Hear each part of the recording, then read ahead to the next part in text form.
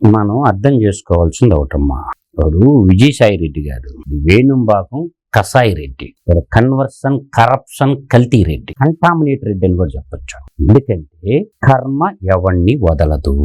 చేసిన తప్పు మీద తప్పు, తప్పు మీద తప్పు, తప్పు మీద తప్పులు చేసుకుంటా వచ్చాడు. వాడి జీవితంలో వాడి నెత్తిలో ఎన్ని ఎంటుకలు ఉంటాలో అన్ని తప్పులు చేస్తూ వచ్చాడు. కానీ నేను అదే చెప్పినా, కర్మ ఎవణ్ణి వదలదని.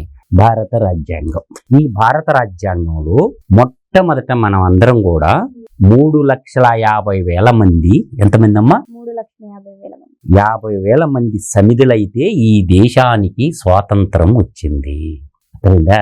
దేశ ప్రజలందరి సంపదని, దేశ సార్వభౌమాధికారానికి సంబంధించాల్సిన సంపదని లూటీ చేసి ఒక ఆడిటర్గా ఉంటూ ఎలా దొంగతనం చేయాలో రాజకీయ నాయకులకు నేర్పించినటువంటి నీచోత్తముడు.